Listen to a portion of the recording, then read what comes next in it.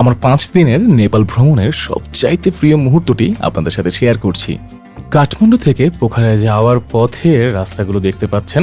আমি বাস থেকে ভিডিও করেছিলাম, আর এখন আমি যাব চান্দাগিরি হিলসে, যেটা আমার 5 দিনের ট্যুরের সবচাইতে প্রিয় মুহূর্তগুলোর একটি। আমরা পৌঁছে গেছি চান্দাগিরি হিলসে। এটা হচ্ছে আউটার সাইড। আমি আউটার সাইডের একটা ভিউ নিয়ে ফেলেছি এবং ওখানে লাইন দেখতে পাচ্ছেন, সেটা হচ্ছে কেবল কার দিয়ে 8000 ফিট উপরে আমরা যাব। আর সেখানে রয়েছে একটি শিব মন্দির এবং সেখান থেকে পুরো কাঠমান্ডু ভ্যালিটা দেখা যায়। আমি কেবল কারে উঠে পড়েছি আর এখন দেখতে পাচ্ছেন সেই দারুণ ভিউ। যতটুকু চেষ্টা করেছি যে ভিডিও করা যায় ততটুকুই করেছি, কারণ ভিডিও করাটা খুবই টাফ। পুরোটাই কুয়াশায় ঢাকা থাকে এবং ফোনটা বেশ কুয়াশাচ্ছন্ন হয়ে পড়ে।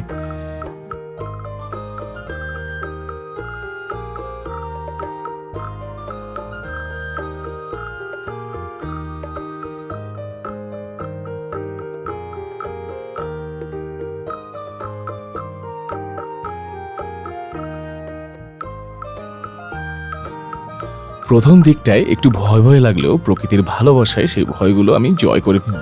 মানে ভয় এক ফোঁটাও লাগে নাই, আমি সমস্তটা এনজয় করতে থাকি। আর এখানে আসলে না গেলে আপনারা পুরো ব্যাপারটা ফিল করতে পারবেন না। এত সুন্দর ঠান্ডা হিম বাতাস, হিমালয় বা অন্নপূর্ণার।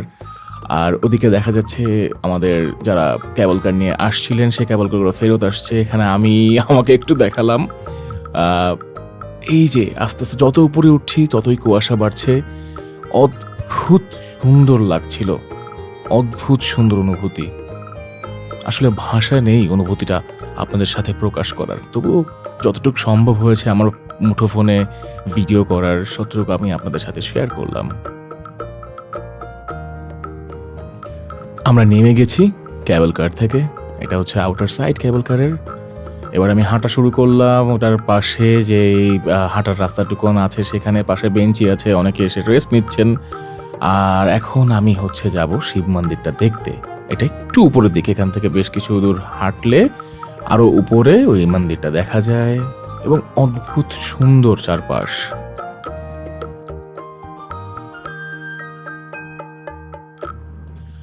নানান দেশ থেকে নানান ধরনের পর্যটকরা আমার চারপাশে এসেছেন। এখানে দেখা যাচ্ছে অনেকগুলো তালা দিয়ে মানুষ তার মনোকামনাগুলো লিখে রেখেছেন, নট বেঁধে রেখেছেন যেন সেগুলো পূর্ণ হয়। আসলে এগুলো নিয়ে বেশি কিছু বলার নেই, কারণ বিশ্বাসে মেলায় বস্তু, তর্কে বহুদূর। যাই হোক, আমি এবার মন্দিরের দিকটায় উঠবো। মন্দিরের আগের রাস্তা হচ্ছে এটা। তো দেখতে পাচ্ছেন আপনারা চারপাশে অনেক মানুষ ভিডিও করছে। এখানে কিছু সুন্দর কবুতর, পুরো জায়গাটা জুড়েই কিন্তু কবুতর এত উপরে, এবং খুবই শান্তির ছলে তারা ঘুরে বেড়াচ্ছে। এবার আমি মন্দিরের দিকটায় উঠছি। এটা হচ্ছে সেই বিখ্যাত শিব মন্দির, যেটা এই 8000 ফিট উপরে স্থাপন করা হয়েছে।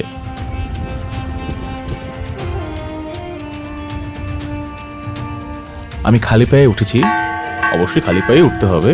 প্রচন্ড ঠান্ডা লাগছিল এবং খুবই শান্তির এক ঠান্ডা। এখানে ঘন্টা বাজাচ্ছে একটা বাচ্চা, খুবই সুন্দর। আমরা দূর থেকে হনুমানজিকে দেখতে পাচ্ছি।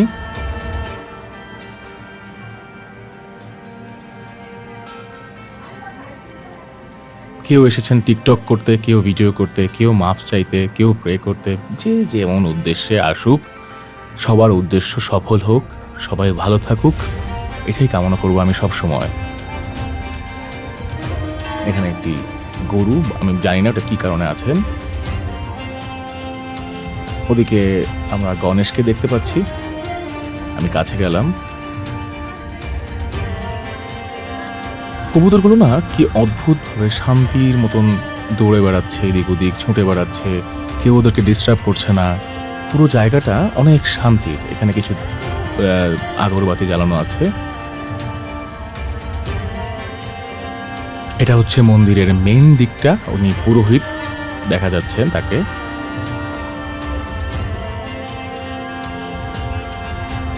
এটা আমি বলতে পারবো না কি, আপনারা হয়তো চিনতে পারেন। আমার নিজের ভিডিও না নিলেই নয়, আমার চারপাশের ভিউটা আপনাদেরকে দেখাচ্ছি। নেপালের সবচেয়ে দারুণ একটি ব্যাপার হচ্ছে এদের মানুষের ব্যবহার। পুলিশ থেকে শুরু করে সাধারণ জনগণ সবাই প্রচণ্ড হেল্পফুল, সবাই প্রচণ্ড ফ্রেন্ডলি। আমার খুবই দারুণ অভিজ্ঞতা হয়েছে। এটা মন্দিরের বাইরের সাইডটা। এখানে অনেকে প্রে করছে, কেউ কেউ দান করছে। আসলে এখানে তো মানুষ আসে নিজেদের ভুল ভ্রান্তি সব কিছু কনফেস করতে। আমরা মুসলিমরা যেভাবে মসজিদে যাই। এই যে চা, নেপালি চা খাইয়েছেন আমাকে দীপু ভাই নামে এক ভাই। আর এটা আমার একটা বন্ধু, এখানে এসে পরিচয় হলো। আর এখানকার কুকুরগুলো খুবই ডিফারেন্ট, অনেক তাজা মোটা ধরনের। এখন আমরা নিচে নামছি, এখানে আমার কিছু নতুন বন্ধু পেলাম। ওরা এখন আপনাদেরকে হাই দিবে।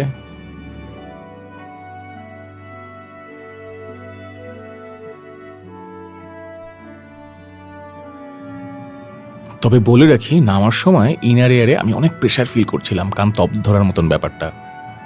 কিন্তু তারপরেও না, এই প্রকৃতিকে ইগনোর করে থাকা যায় না, ভালোবাসতেই হবে। পুরো সময়টা আমি স্রষ্টার কথা ভাবছিলাম, কি সুন্দর নিপুণ বুনন তার। আমি হারিয়ে গিয়েছিলাম এই প্রকৃতির মায়ার চাদরে। I love the nature. Nature is everything. Hello. Hello. How are you? Hello. How are you? Hello, Bangladesh from Nepal. এবার বাড়ি চললাম। আমি জানি না ভিডিওটা আপনাদের কাছে কেমন লেগেছে।